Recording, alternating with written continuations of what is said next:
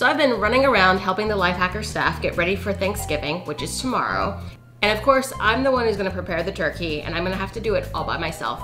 That's okay, I'm all I need. Well, that and like, I need some kitchen chairs.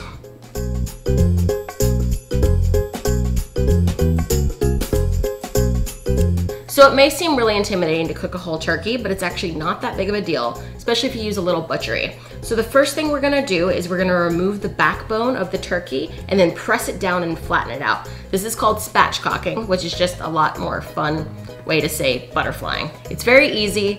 It's gonna make your turkey cook a lot more quickly and a lot more evenly, and it's gonna end up tasting wonderful. So the first thing we're gonna do is get rid of this little nonsense button. What this is it's supposed to be a temperature indicator, but it's really just the state telling you when you should take your bird out of the oven, because it only pops up when it reaches 165 degrees, which legally is how hot turkey is supposed to be when you serve it, but it's way, way too hot for breast meat, and you're gonna get dry, gross meat. Most turkeys come with little gifts, so we're just gonna remove the thread and then take out all the little innards and giblets and stuff. Save these though, because you can use them for gravy. Okay, so this is the breast meat we don't want to cut here. Gotta flip her over. And what we want to do is remove the backbone. So that's right here. Starting down here. All right, and then you just work your way up the spine. If I can cut through this, you can do it, because I have no real upper body strength to speak of. All right, you just work your way up. You will encounter bone in your journey, and that's something you're just gonna have to fight through. But it's all in a quest for a tastier turkey. Yeah, almost there. Just snip any bits of connective tissue or skin or anything. Haha! And we have successfully removed the backbone of our turkey through violence. All right, so now we're gonna flip it over. And you also need a lot of strength for this next part. It's gonna look a little rude. This is not necessarily the most flattering angle for a turkey, but trust me, it'll taste so much better. All right, so now that we've got the legs spread, let's turn her back around. So I'm gonna push down on one side and crack until you hear something crack. Ooh. Ooh.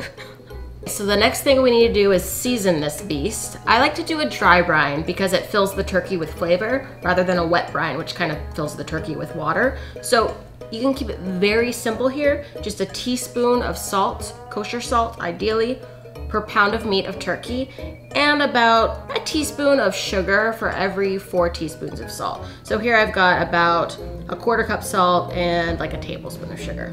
So all you do is just sprinkle it right on. Get the inside. Oh gosh. There she goes. And you also want to get the inside. All right, now that we're all salted and sugared, and transfer it to a baking sheet that has a little wire rack down in it. So now you're gonna let this thing chill out in the fridge at least overnight. Ideally, you can let it go for 3 days, and the longer you let it sit, the more salt and sugar is gonna permeate the meat and the more flavorful it's going to be. Besides dry brining, the other thing we're gonna do to make sure our turkey is super nice and moist and flavorful is we're gonna smear a whole bunch of butter on it.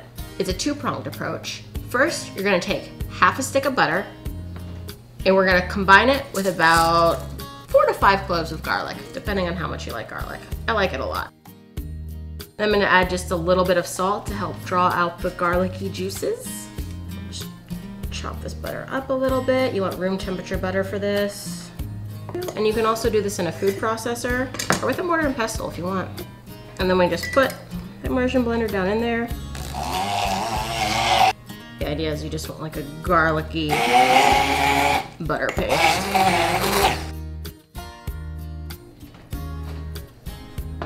So our turkey has been resting in the fridge overnight. It's nice and brine now. The first thing we want to do is get rid of this pink turkey juice that's sitting in the bottom of the pan. right, so to flavor the bird while it's cooking, we're just gonna put some orange slices down in the pan. And we're also just gonna make a nice little bed of herbs. It's real pretty. Now we can move our turkey back over here. I'm actually gonna flip it around. Now we're gonna take our garlic butter and we're very gently just gonna get it under the skin.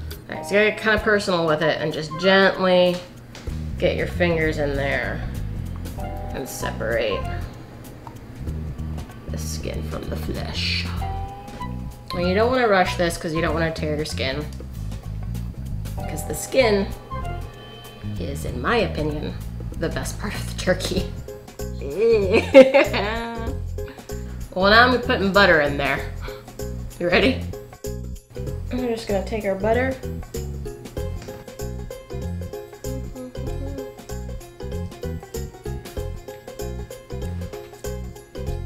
And now on this side.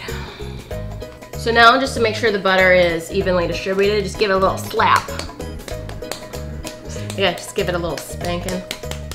Now we're gonna do our second buttery step, and we're gonna brush the skin with melted butter. And this is just half a stick of melted butter. So we're using a whole stick on the whole turkey. Save a little butter because we're gonna keep brushing it while it cooks.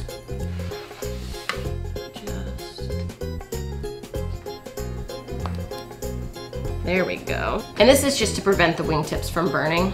All right, now we're ready to get it in the oven. But I'm gonna wash my hands first so I don't drop it. So before we get it in the oven, we just wanna put a little temperature probe down in there, and you wanna stick it in the thickest part of the breast so it's not touching any bone.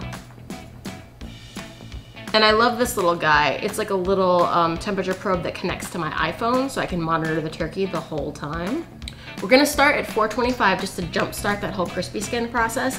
Then we're gonna lower it to 375 and cook until the breast is 150 degrees. And we're aiming for like 165, 170 with the thighs.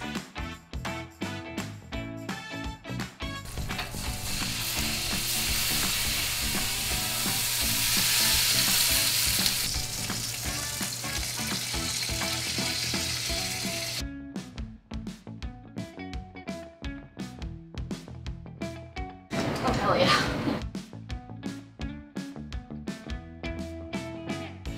What?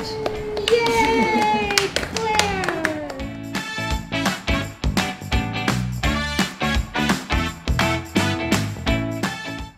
I think we can safely say that Thanksgiving is hacked. Now, if you'll excuse me, I'm going to eat some turkey with my lovely coworkers. Happy Thanksgiving.